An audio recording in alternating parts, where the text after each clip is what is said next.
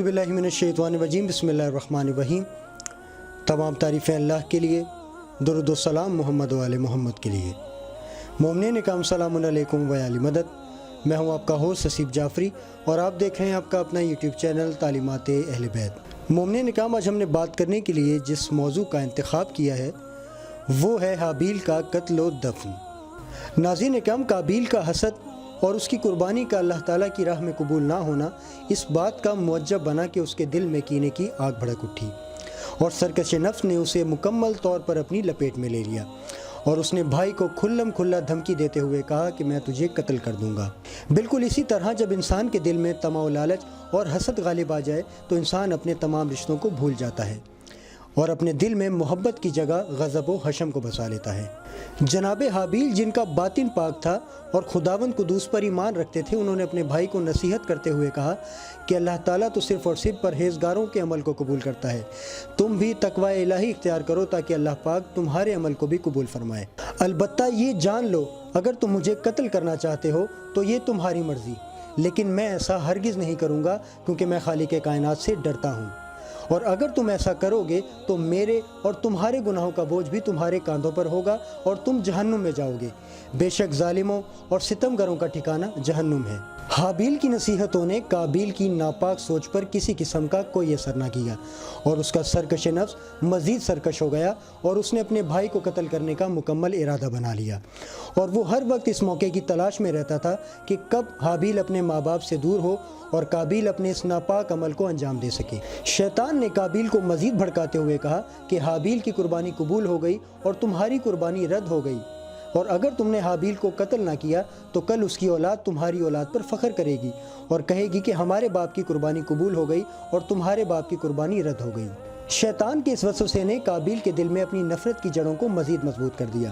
اور وہ ہر وقت موقع کی تلاش میں رہتا تھا۔ ایک روز حضرت آدم علیہ السلام کعبۃ اللہ کی زیارت کے لیے تشریف لے گئے اور قابیل اس موقع کا فائدہ اٹھاتے ہوئے حابیل سے اس نیت سے آ کے جھگڑا کرنے لگا کہ اب حابیل کو قتل کر دے گا۔ ان دونوں بھائیوں کے درمیان جھگڑا شدت اختیار کر گیا اور قابیل کو معلوم نہ تھا کہ وہ کس طریقے سے حابیل کو قتل کرے۔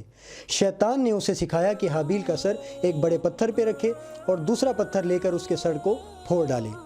اور بعض روایات کے مطابق یہ ہے کہ حابیل سویا ہوا تھا اور قابیل نے بزدلی کا مظاہرہ کرتے ہوئے اپنے بھائی کو قتل کر دیا۔ اور بعض روایات میں ناظرین اکرام یہ بھی ملتا ہے کہ شیطان پرندے کی شکل میں آیا اور اس نے ایک دوسرے پرندے کا سر پتھر پہ رکھ کے دوسرے پتھر سے اس پرندے کے سر کو پھوڑا۔ یوں قابیل نے قتل کرنے کا طریقہ شیطان سے سیکھا اور اپنے بھائی کو مظلومانہ حالت میں شہید کر دیا۔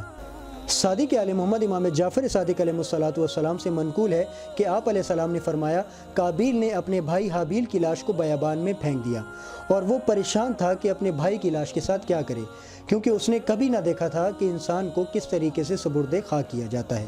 صادق آل محمد امام جعفر صادق علیہ السلام سے منقول ہے کہ آپ علیہ السلام نے فرمایا، قابیل نے اپنے بھائی حابیل کی لاش کو بیابان میں پھینک دیا اور وہ پریشان تھا کہ اپنے بھائی کی لاش کے ساتھ کیا کرے،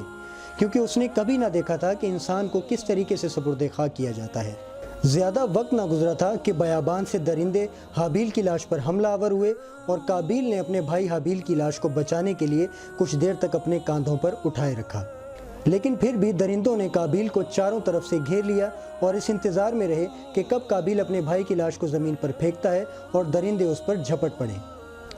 اللہ تعالیٰ نے قابیل کو دفن کرنے کا طریقہ سکھانے کے لیے ایک کوے کو بھیجا جس نے زمین کھود کر اپنی خوراک کو دفن کیا تاکہ قابیل کو سکھا سکے کہ ٹھیک اسی طرح سے وہ اپنے بھائی کی لاش کو دفن کرے۔ قابیل نے بالکل اسی طریقے پہ عمل کرتے ہوئے اپنے بھائی کی لاش کو سپرد خاک کیا۔ عظیم اکرام، یہ بھی اللہ تعالیٰ کا کرم ہی تھا کہ قابیل کو دفن کرنے کا طریقہ سکھایا تاکہ حابیل کا پاک جسد خاکی درندوں کی خوراک نہ بن سکے۔ ناظرین اکرام، یہ ہمارا آج کا موضوع قصص الانبیاء کتاب کے پیج نمبر 49 جس کے مؤلف ہیں علامہ محمد اشتہاردی مرحوم۔